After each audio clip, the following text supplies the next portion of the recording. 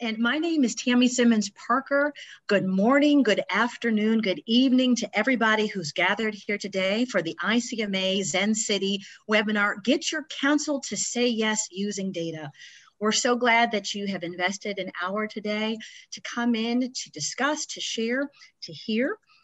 We have three excellent speakers today who will be sharing from their rich experiences as we go through today's learning objectives, which will be what data tools are available to improve the relationship between counsel and managers, how data can be useful for making decisions that serve the broader needs of the community, ways you can still hear from residents who aren't emailing and calling their council members regularly, and overcoming challenges with analyzing and understanding big data. So to help us navigate these learning objectives and address questions, et cetera, we have in our group today, Eyal Feder-Levy, CEO and co-founder of Zencity. An urban planner and smart city geek, Eyal has worked with numerous cities to implement advanced technology and methodologies. In Zencity, he helps local governments around the world make better decisions daily by analyzing millions of citizen feedback data points using advanced AI. Apart from Zencity and academic work, Eyal is part of World Economic Forum's Future of Cities Advisory Board, a member of the U.S. Conference of Mayors Business Council, and the youngest board member of the Israeli Urban Planners Association. Welcome. We also have Mr. Decker P Ploehn, who is a graduate of St. Ambrose University in Davenport, Iowa, with a BA in criminal justice and a graduate of the FBI National Academy, Quantico, Virginia, and the National Crime Prevention Institute at the University of Louisville and the Iowa Law Enforcement Academy. Decker has been the Bettendorf City Administrator since 1990. He also served the city as Chief of Police from 1986 through 1990, and prior to that, held positions of Detective Sergeant, Detective, and Patrolman, and started his career with the city in 1975. And last, we have Mr. Jon D Kindseth, who joined the city of Decatur in 2019 to fill their newly created position of Deputy City Manager. In his role as DCM, Jon has responsibilities and oversight over many municipal services and initiatives, including city communication strategy and citizen inclusion and engagement. Prior to his role in Decatur, Jon held many local government management positions over the past decade in various Chicagoland suburbs. Most recently, Jon served as the village administrator in Beach Park, Illinois, for nearly 7 years, where he led the community to become a respected professional organization within local government associations. Jon holds a bachelor's degree from Illinois State University and a master's of public administration from Northern Illinois University. He and his wife, Molly, met while attending ISU and have 3 beautiful children who all enjoy the outdoors in Central Illinois. We thank you, all of you, for coming today. Asaf, please turn the page. So before we get started and jump into our discussion today, just a few quick rules of engagement. We'll have approximately 5 minutes or so to set the stage for this discussion. Following, we'll have brief presentations by each of our speakers to go approximately 20 minutes. And then we will have our discussion questions where we will be opening the floor to all participants. This is a roundtable. We have 3 phenomenal subject matter experts. We also recognize that there are subject matter experts within our audience today, and we want you to feel that this is your floor. Ask questions, share challenges, share success stories. The floor is yours. So when we get to that portion, we will be looking forward to hearing from you. We welcome you to turn your cameras on throughout the duration of today's meeting and keep your microphones muted until you're speaking.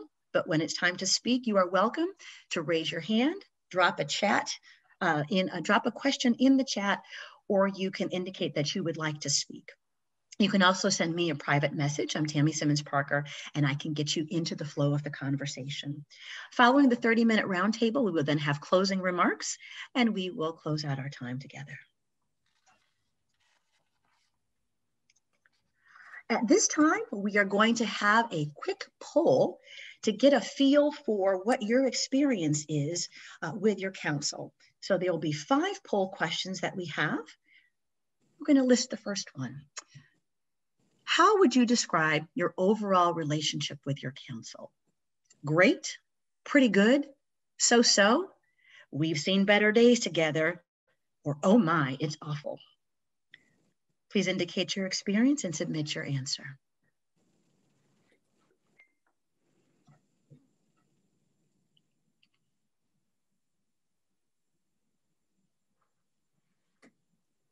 Okay. Moving to question 2. Thank you, Asaf. Okay. Poll question 2. How often do you communicate with your council or council members? On a daily basis, about once a week, bi-weekly, once a month, or I try to keep our communication to a minimum?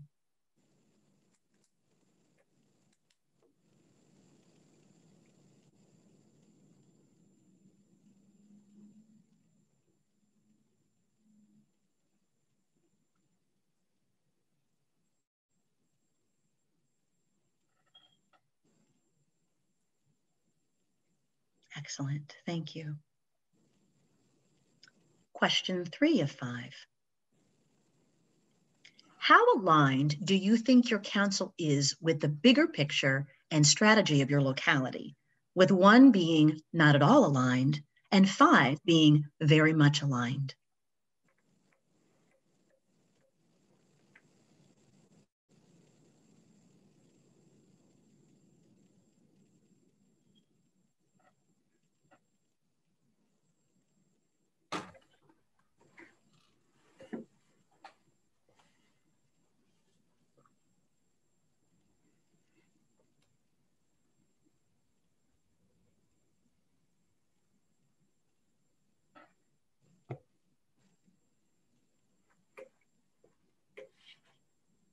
Okay.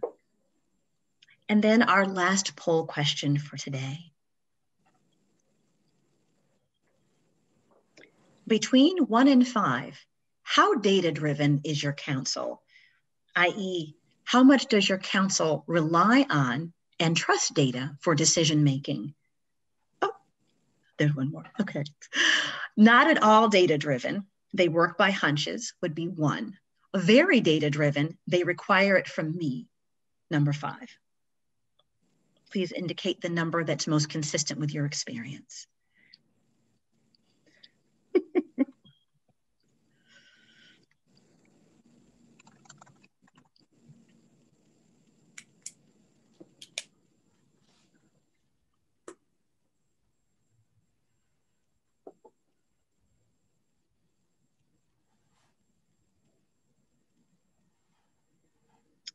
All right, and our most popular question answer here was number 3, so we're right in the middle. And my apologies, that was question 4. We have one more question in the polls.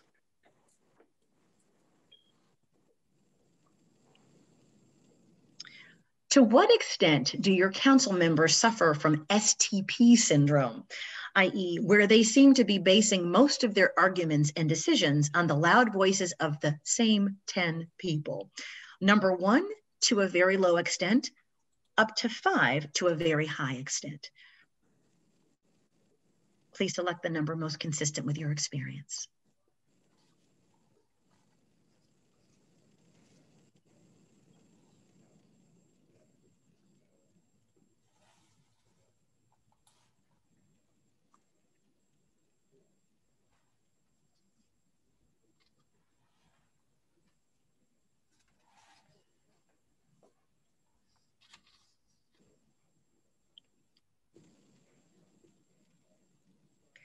Okay, so we have to a very high extent being the largest number, followed closely by number 4.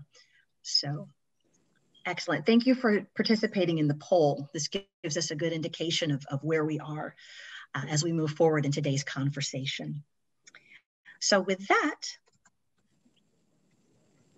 I will turn the mic over to Eyal.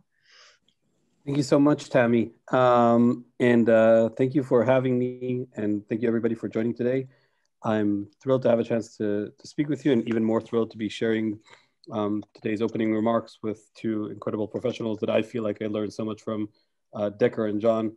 which me and my team have definitely been constantly improving and learning from partnering with them. So thank you very much for having us. And I think that it was really, really interesting to kick off with these 5 polls, because I think it shows all of us how much we all share some of the same challenges. How many of you here on the call feel like you have a pretty good relationship with your council, you communicate with them a lot. They are so-and-so data-driven, and they strongly suffer from the quote-unquote STP problem. So what I'd like to talk about for the first 2-3 minutes is just a little bit about the importance of what data could provide in a decision-making process, and especially in a relationship with stakeholders like your city council. So Saf, if you can click in, love to get started. Just a word about Zencity. We are a startup company that serves only local governments, and today I'm happy to say we serve just a tad over 200 local governments, cities and counties across the country, and overall in 4 different countries, serving a population of over 40 million people. And to give you a snapshot, we just included some of our best partners here in the Midwest on the map that is here on the screen, and we're very, very proud to be partnering with cities and counties in Illinois, Iowa, and all the other states here in the Midwest. So that's a little bit about us. But let's dive into the question of data. One of the reasons I'm personally excited about data, I'm an urban planner by profession, but most of my career has been spent around how does data play into decisions like zoning decisions and then later public administration decisions. One of the reasons data is so exciting to me is because it's a huge tool in building trust. It can help build trust with senior stakeholders like your city council, and we'll see a few examples of that, but when there's an opportunity to show real evidence to something, discussions tend to be much more professional, much more succinct. It also helps to create a lot of trust with our community, which is in essence a lot of what a city manager's role is, to be able to serve the community in the best way possible. And one of the things that makes good data increase trust is when the data is actually of high quality, meaning data that is something that can get people to feel more confident that a good process was met and that there is good reasoning behind big decisions like budgeting decisions, project decisions, policy decisions. I think we all feel that a little bit right now in the COVID-19 reality, right? All of us became much more data-driven, following case numbers and R numbers and how much the curve is flattening. And the reason we're following that closely is because understanding the data gives us a lot more reasoning to decisions like, lockdowns or reopening businesses or opening schools or mask mandates. So in that sense, data could come in handy in a lot of our work. But one of the most important aspects that is sometimes overlooked is that it's really important to ask ourselves, what data do we need to bring forward? What should we be measuring? And one of the mistakes that a lot of organizations make early on is that they measure outputs and efforts, meaning, for example, how long did it take us to finish the project, or how many police officers did we put in the street, or how much have we invested in this or that matter. And at the end of the day, what makes data very effective is measuring not our outputs. It's always important, right? When we need to manage budgets, when we need to manage forces, when we need to manage assets, we need to know what our efforts are. But at the end of the day, we're trying to move a needle. We're trying to make an impact. We're trying to serve our community. So at the end of the day, we need to be measuring and discussing the outcomes and impact of our work, meaning the data that resolves around the results that we were trying to have. For example, if we're putting out a program on homelessness, would we want to measure, the amount of staff that we sent out to clean homeless encampments, or the actual people that were being put into housing, or amount of trash collected, or whatever was the impact that we were trying to make. And that is a tricky thing, because it's always easier to measure efforts and outputs because they're completely in our control. But when we have the ability to measure impact, outcome, it creates a much more intelligent discussion, because at the end of the day, all of you are incredible managers. You manage organizations of hundreds or even thousands of people. And you all know that one of the first principles of management is that whatever is not measured is not managed. So if we don't measure for the outcomes that we're trying to achieve, we can't manage for them. If we don't hold ourselves, our teams, and other stakeholders like council accountable for results, we'll have a discussion about, again, how much are we investing instead of what are we achieving. So in that essence, I want to talk to you about what is that impact that we're trying to make. And one of the interesting things in thinking about council as a stakeholder is that council is driven first and foremost by public sentiment, or by what are people's needs and priorities. At the end of the day, council is a group of elected officials that needs to represent the community. And at the end of the day, their first obligation is to the needs and priorities of the communities that they serve, as is yours in many ways. So in that sense, if we're able to measure and communicate needs and data about needs and priorities about that outcome, that could be very effective in their relationship with council. One of the challenges there, if we click one step in, is that today tools that we have on hand to do that are cumbersome, are limited. And as we heard from the last poll question, a lot of these tools are skewed towards what we heard from one of our city managers, is he coined it as the STP problem, right? Having that same group of people, same group of voices be overly represented in city council hearings, in emailing the mayor, in answering every poll or survey that we put out there. And at the end of the day, skew our understanding of what is the quote unquote voice of the community, and basically create bad data that's not reliable, data that's not accurate, data that's telling us the wrong story. And what we do at Zencity, and with this I'll bring it to a close, is we work really hard to reach that silent majority, the people that we are not hearing from on a day-to-day basis, don't show up to every city council meeting. And the way we do that is that we look at a lot of data that's already out there. We bring in conversations that are happening in your citizen engagement platforms like 311, 211, emails that you're getting, call center records. We look at data from social media like Facebook and Twitter and Instagram. We look at mentions in your local media, and that comes up to tens of thousands or hundreds of thousands or even millions in the big cities per month. We analyze all that with some machine learning to tell you what's being discussed, and then we turn all of that into a very succinct, very clear report that you can easily understand and easily share on with stakeholders like your council. And very, very shortly, two great stories, because you'll hear a lot more from the great work that Jon and Decker are doing. In one of our customers, which is the city of Fort Lauderdale, Florida, a city of about 200,000 people in Florida, they had a classic case of the STP problem. The city approved building, selling off a piece of land to build a new soccer stadium, Lockhart Stadium, a project that Rob, the deputy city manager, and his boss, Chris, the city manager, were very, very excited about, very believed in. A lot of development for that area of the city, a lot of tax revenue, a lot of great impact for the community.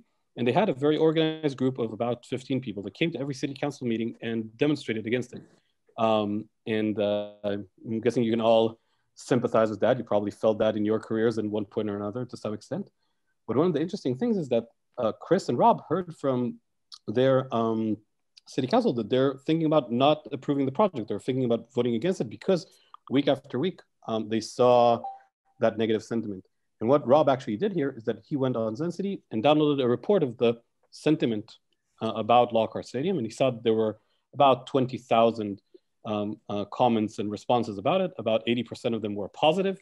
And that reliable, wide-scale data created a shift in the discussion that he had with council. Instead of being skewed by those 10 people that showed up, he came to the next meeting and said, hey, I have a report that I want to share with you. It's based on 20,000 comments from our population.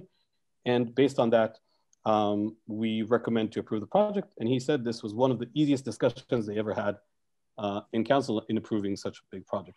So that's one example. I won't take you through the other because I'm already a bit over time, but we had a very similar story in the town of Cary around e-scooter policy. And again, you can see here from Dan, the assistant town manager, his quote where he said how helpful our data was, and it was a powerful tool for helping make data-driven recommendations to town council. And again, make sure that the policy the town staff wanted to approve got easily approved by the city council. So at the end of the day, what I wanted to share with you today, using Zencity as an example, is that if we bring forward to our stakeholders, to your board, which is the city council, same as my board as the CEO of a company, if we bring forward data, which is about the outcomes, about what we're trying to achieve, and data that is reliable, our ability to tell a story, get them to quote unquote say yes and approve our projects rises tenfold and makes increases a lot of trust within that relationship and then with the broader relationship with the community. So hopefully this was helpful, and happy to continue the discussion in the roundtable. Thank you very much. Thank you, Eyal. Next on board, we have Mr. Decker Ploehn. Decker, take it away. Thank you very much, Tammy. Thanks, Eyal, for being here with us. Good morning, everybody. And I see a whole ton of my colleagues from Iowa here. Some working, some who are retired.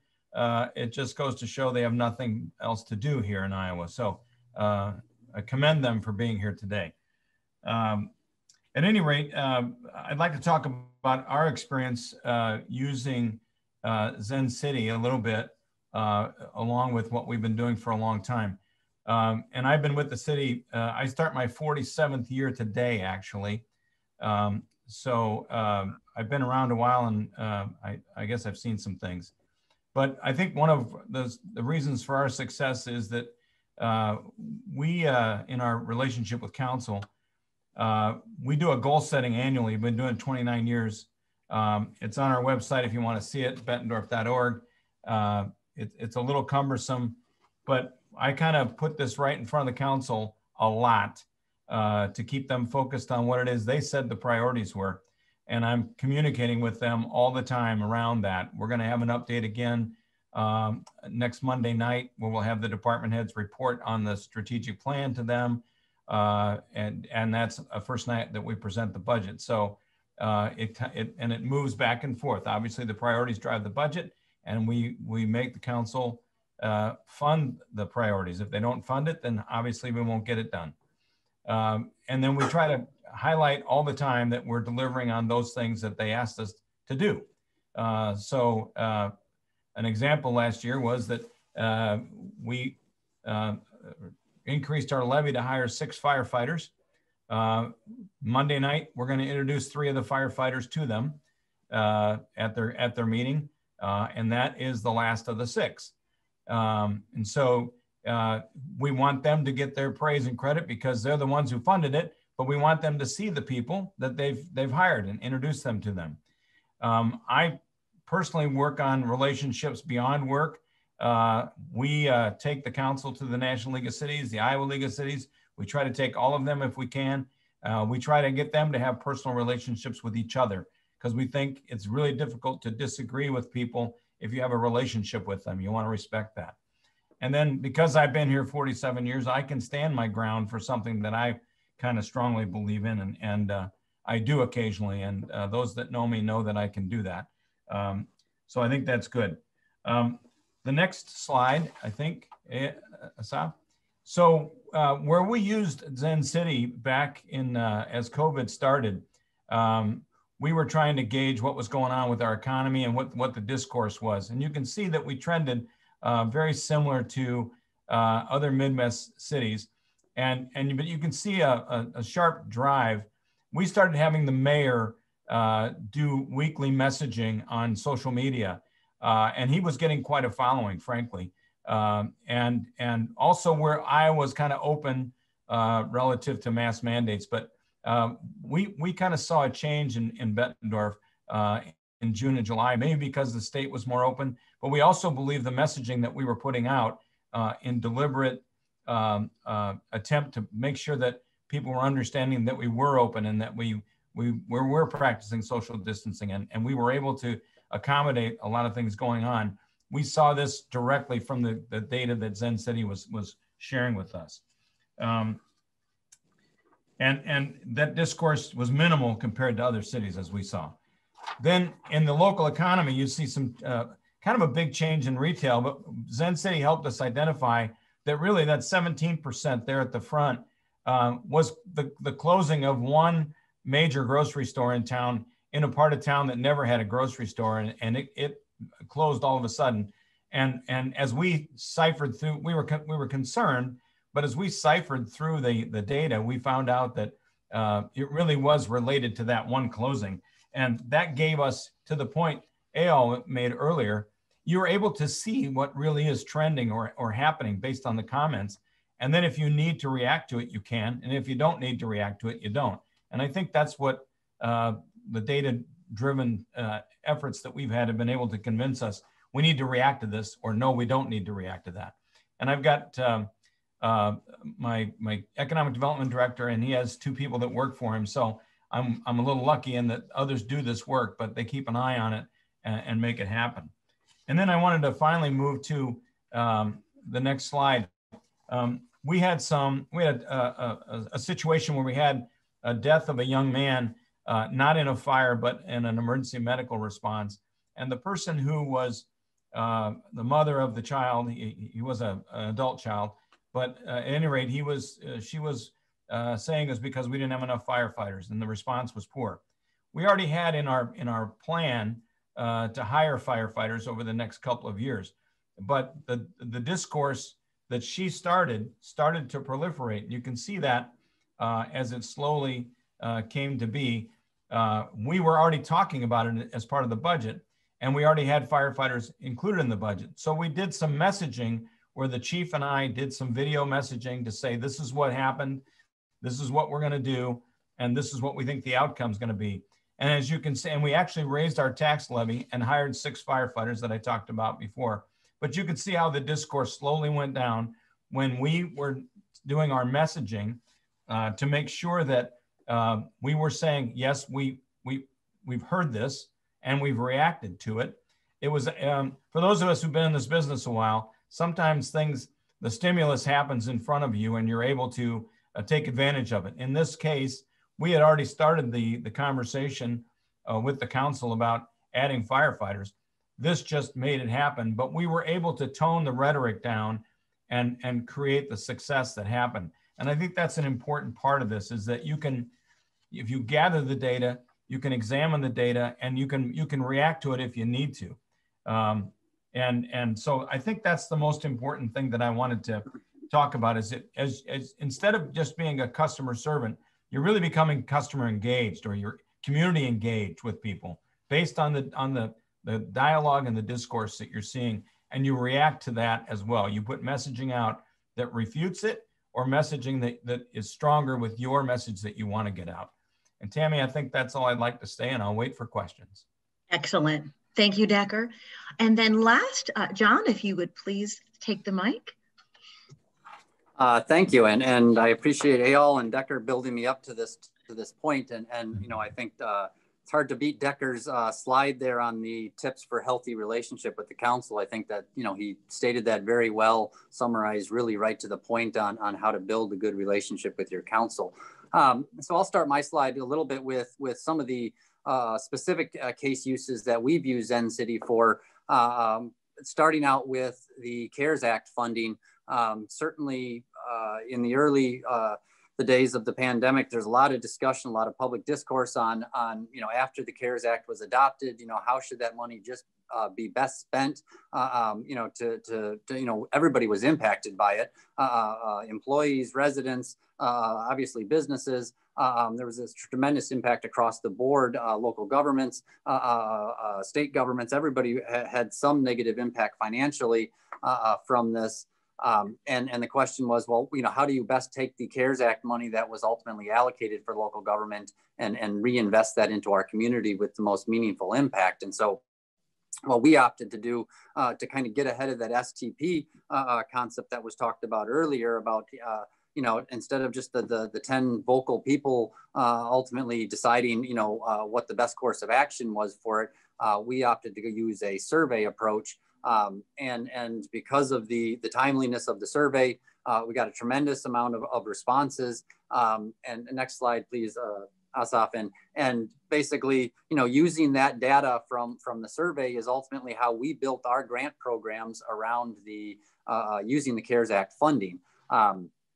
And so, you know, that report was provided to the council. And then ultimately, you know, we used that as our recommendation, staff's recommendation, and the council ultimately supported and agreed with it, that, you know, we split the money, 2/3 of it went to residential versus businesses, and what the parameters were for the business relief grants and things that the city ultimately administers was in large part came out of the survey results that we used with Zencity.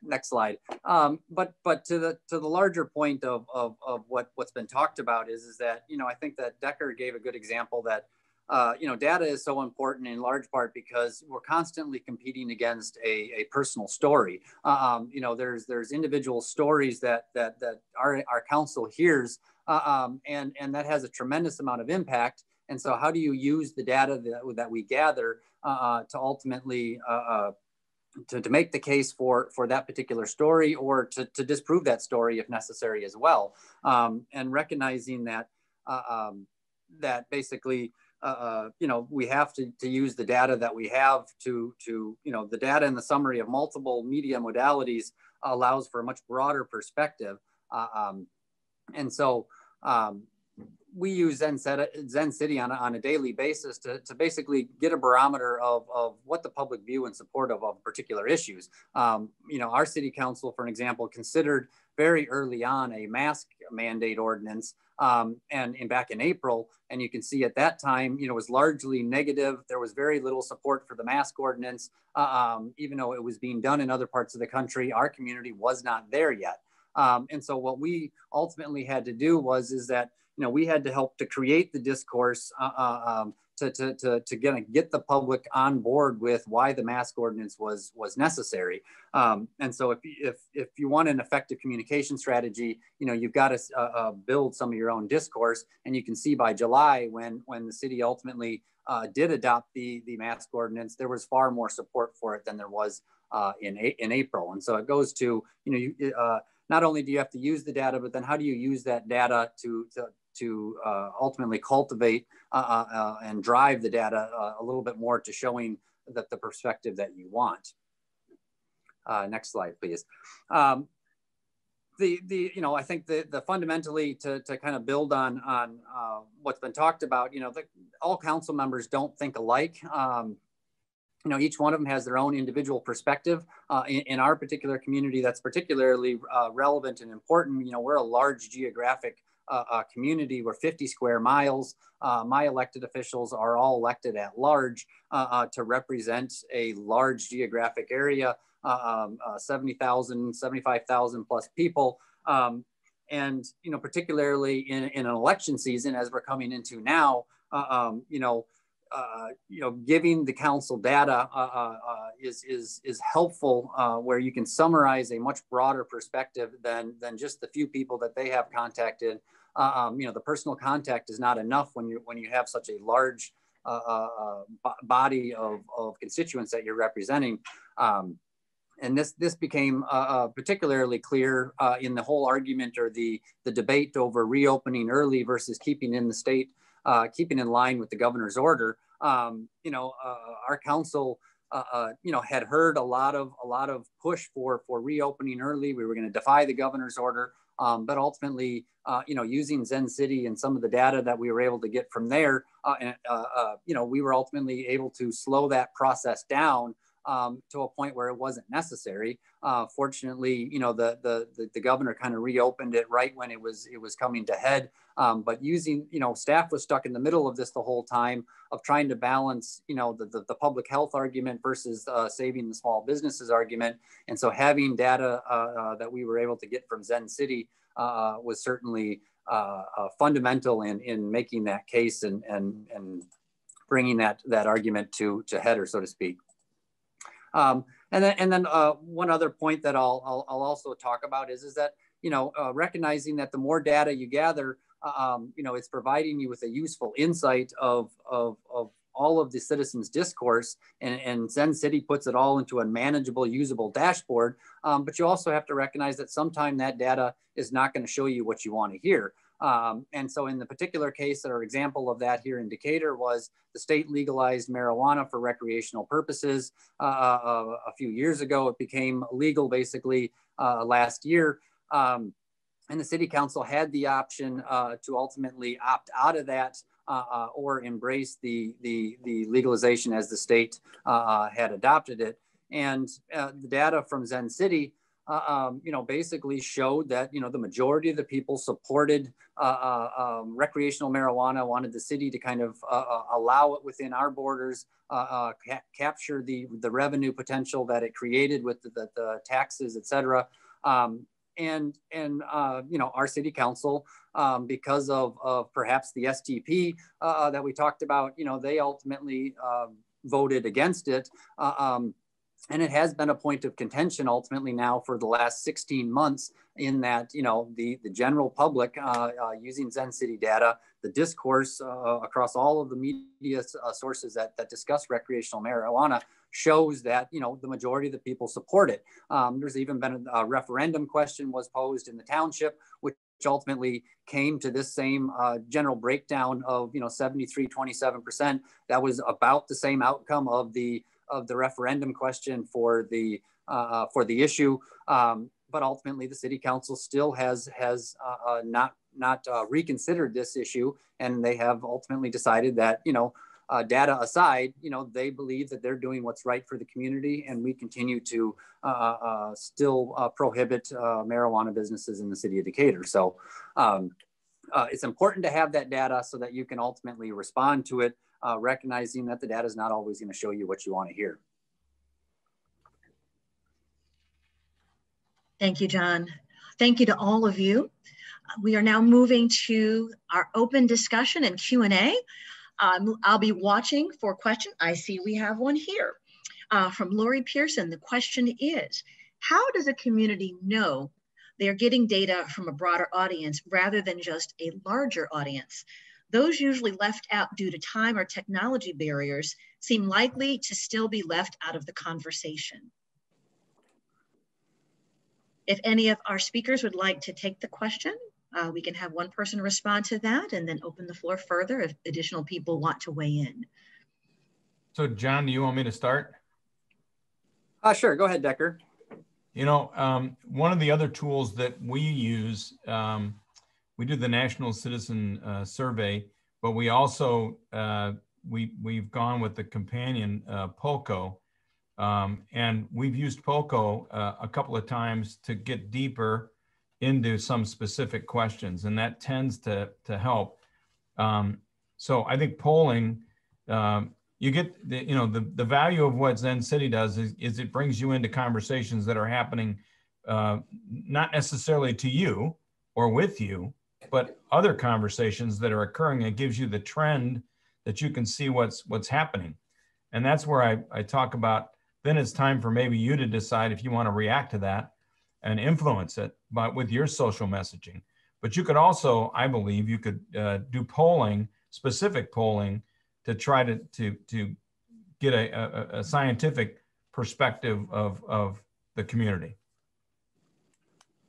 Well, and what I'll add to what Decker stated is that when we initially used Zencity, a lot of people looked at it and said, well, that's only people on social media, and that's not reflective of the entire community. And what I can say is that Zencity has grown to where they are capturing a lot of different media sources. It's much more than just going through Facebook and Twitter and social media. They go through the traditional print media, the traditional TV media, and anything that basically can be brought into their system. And people that are posting comments on the 6 o'clock news, what was reported the night before, all of that is being brought into one centralized location. And so you are getting a very good cross-section of your demographics. You're certainly not getting everybody. And there are some people, that are not going to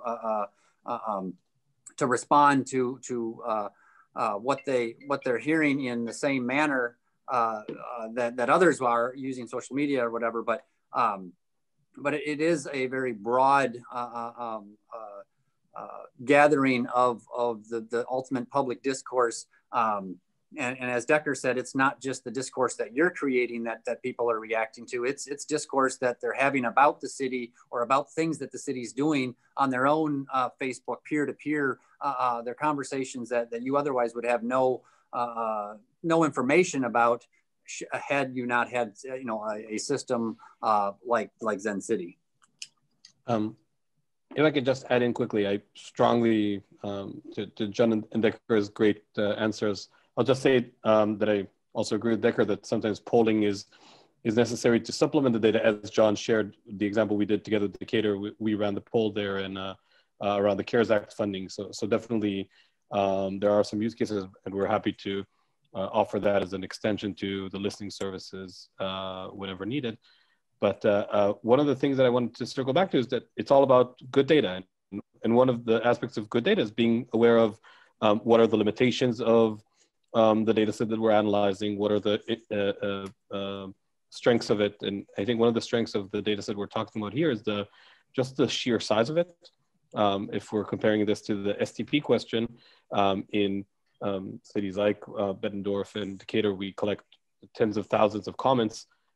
So by definition, we're going beyond that, and we're listening to voices that are, people that would never engage with City Hall because they, maybe don't have the trust to think that their voice would matter or that action will be taken, but they are sharing things on social media. And just as a sheer volume metric, we hear a lot more voices. And to that question, then the time aspect that you're asking about definitely gets answered with some of this data. What doesn't get answered is that people that are not active online, their voices would not active online, or as Jon said, not active on commenting on the news or calling 311, or just not putting their input out there in any of the channels that we monitor. I think one of the things that we can do is then later focus our active engagement efforts on these communities and reach out to them and spend the resources there, not on the majority of the community that we are hearing through a tool like Zencity. Excellent, and thank you. A lot of the discussion that just took place touches on the question that's specifically, how are you able to obtain the data and information about resident priorities, and what types of data sets can help support decisions? So if you want to give a little more granular response to that question, please feel free to do so. Eyal, that might be a question that's most suited for you, given your area of expertise. Yeah, sure. And honestly, I'd love to open this up for discussion with all the great people here in the forum about how, in general, are you gathering today input, and if you feel you're getting enough or any gaps. But what I'll say, I think Jon described it better than I can just a few minutes ago. Basically, we loop in wherever people are speaking with the city or about the city. So it could be the city's official communication channels like 311 or call center records or emails that they're getting. It could be traditional media like broadcast media, the 6 o'clock news, as you said, Jon, and the comments that come in on them. And a large part of the data comes from social media like Facebook and Twitter. And there, of course, we only collect publicly available data, but not only data that is under the city's managed accounts, not only the city of Decatur account, but also conversations happening in local communities and local businesses and local news channels and forums and things like that. And that is the majority of the conversation we bring in.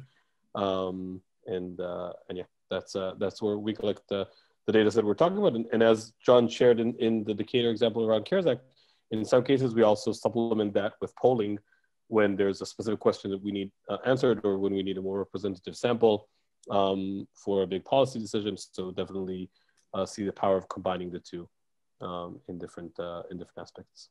But love to hear from people around the room. Sure. Any of our audience members have a story they'd like to share around this question, their own experience?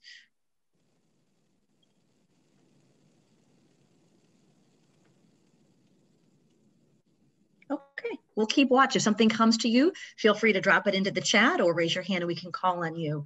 I have another question, and this one is, beyond your own work, how can you create a culture of data in your organization, and in particular, while working with the council? What processes need to be put in place?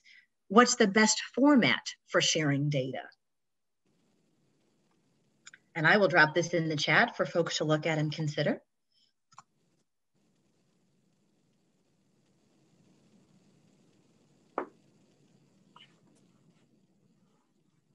Again, you're welcome to share your own experiences around this.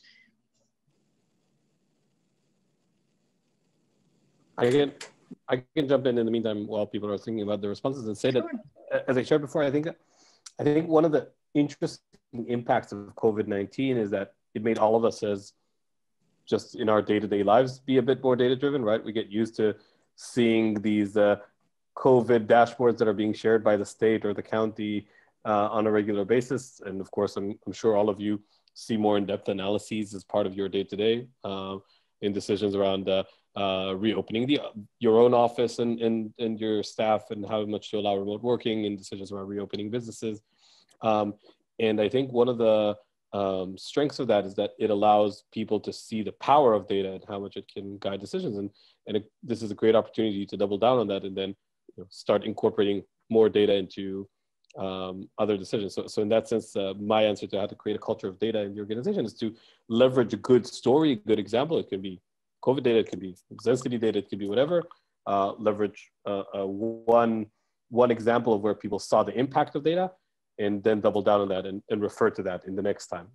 Then expand, bring data about something else, and say, remember that time when the data helped us.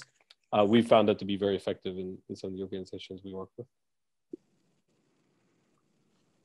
Excellent. Well, and one thing that I would add is that, as Eyal had said a few times, that certainly you can supplement and complement your data with polls and surveys. But what I would also say is that what we've talked about a couple of times here in this today is that this platform allows for the aggregation of public discourse. And so some things you don't necessarily want to put out there as a poll or a survey. And so by creating the discourse, in some ways you can kind of gauge the public where they are on the issue without actually formally asking them. And so, for an example, you can, kind of put it out there that the council is considering this action, and then ultimately using the data that comes back from that to decide, is this positive, or should we just end the conversation there? And we've gathered enough data that the public doesn't necessarily want us pursuing this as a service or as a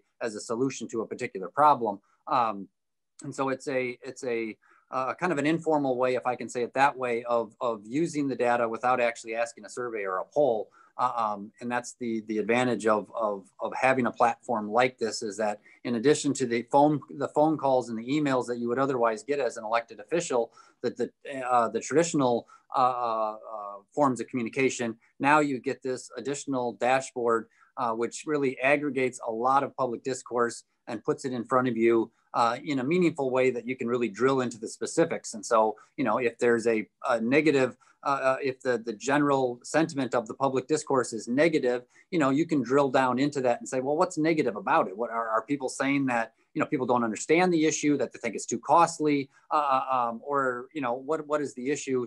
And so it allows you to kind of take a deeper dive into the reasons for a positive or a negative sentiment on a particular issue. Okay. And Tammy, if I could add one thing. Sure, Decker. I think a really simple example that we've used is, everybody thinks somebody's speeding on their street or in their neighborhood. It happens a lot. Our police department has put up portable devices that not only show the speed, but then it will be able to project the data for a week or 2 weeks, whatever the time frame is we run it. Then you go back and you tell the people, no, we only had 6 cars, but you invite council members into those meetings to be able to explain to them, we really don't have a speeding problem here. And if you do have a speeding problem, it's going to be evident, and you're going to be able to react to it. And so our cops love it, because they just go put the thing up. They come back in 2 weeks and say, yeah, it's another one, not a big problem.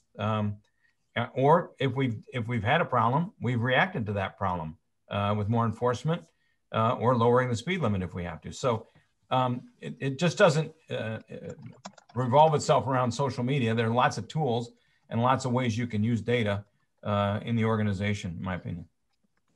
Excellent. Thank you very much, Decker. We have another question from the audience here. And this might be best by Eyal. The question is, how is the information gathered by Zencity? It does not appear to be a scientific sample. So if you could provide a little bit more information about that.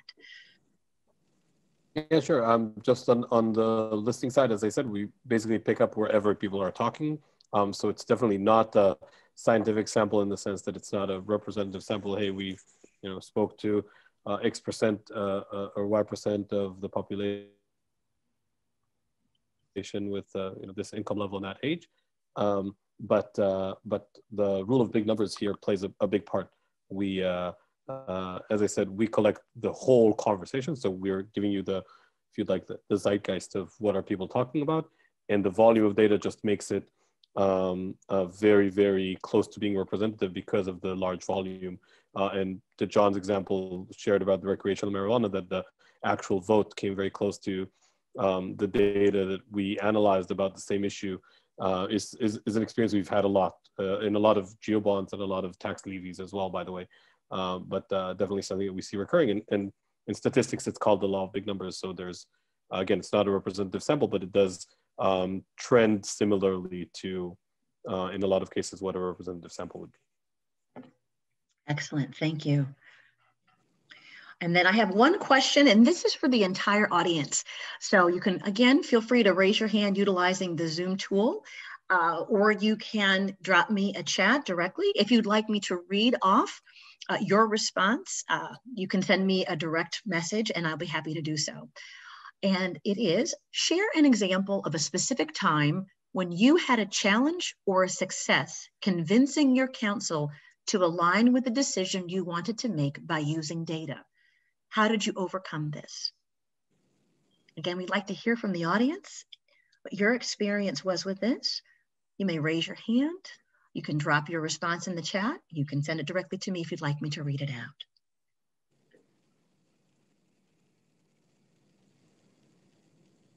Or you can simply unmute yourself if you'd like to do that and speak.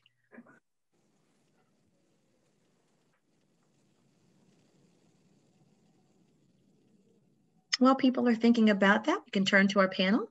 If anyone would like to share their experience, perhaps an example they didn't get to today that that was an addition to, please feel free to bring that to the floor. I'm going to reverse it. Okay.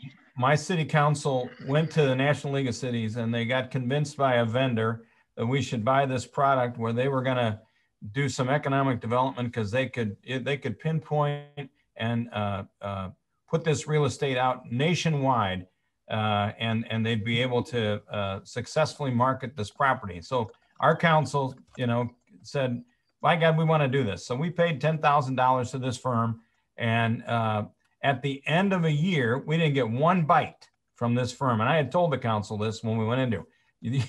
You're nuts. This thing's not going to work. So the data they wanted was, yeah, we're going to get something. And in a year, they didn't even get one offer on the property.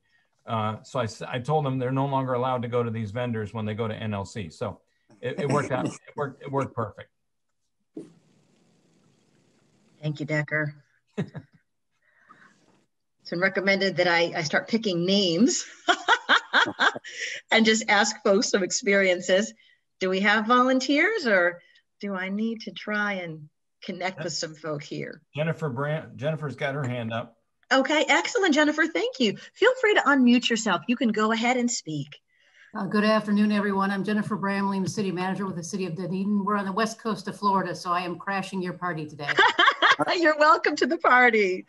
I hope you don't mind, but it seemed very interesting when I looked at the webinar subject. I could just share with you an example. I am relatively new to the city. I'm here 3.5 years. I came originally from South Florida, so I know Rob Hernandez quite well. So that was a very interesting quote, and Fort Lauderdale. When I first got here, I was told by the city commission that affordable housing is a problem. And affordable housing in Florida and all of Florida is a problem for sure. My issue was the city's about 38,000 and our resources are very limited in terms of what we're able to provide as far as programs. We work with the county using CDBG funds and those types of things. So I knew that I had to allocate our resources very specifically if we're to have an impact on our affordable housing issue. So we did an affordable housing needs assessment. We used Langston Consulting and did an affordable housing needs assessment. And they analyzed the market, they analyzed the segments of the market to find out exactly where it was we needed to allocate our resources. And what we found was that, not surprisingly in Florida, it was really the over 65 age group that was really struggling. They're on fixed incomes and struggling to acquire affordable housing in the area, whether it was rental or ownership or whatever it was. So we put together an affordable housing program, use a tax incentive program with a developer, and we're able to provide affordable housing for 65 and over in our community. So that's just an example, because it was just too broad an issue to be able to embrace and address just as the city in and of ourselves. So it was very successful, and I'm very pleased with the program. So I just want to share that with you. Thank you very much.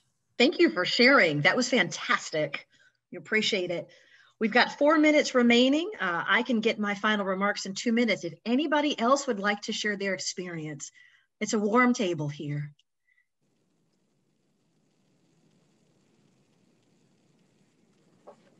Okay. Are there any closing thoughts from any of our speakers? I'll limit you to 30 seconds apiece. No pressure.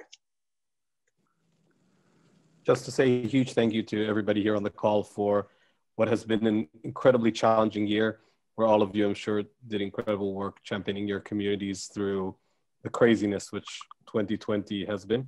So thank you so much, and thank you for taking an hour off of your busy schedule to join the conversation today and sharing super interesting remarks. And especially thank you to Decker and Jon for, again, inspirational talk. Absolutely. Amen. Okay. And I just have a few closing items here for everyone. So we again want to thank you for investing your time and your energy with us today. And we trust that the information you received will be of real benefit. Each of our speakers is available should you wish to follow up, and their contact information is listed here for you. Additionally, this presentation deck will be available online by this Friday, and we will have curated segments of today's conversation also available. In addition, we want to let you know that the registration for our 2021 regional conferences will open tomorrow, January 28th. So please keep watch for that notification and be sure to sign up. Our team is hard at work to ensure that both the content and the virtual experience will be enlightening and uplifting. May the rest of your week be peaceful and productive, and may 2021 bring better days for us all. Thank you.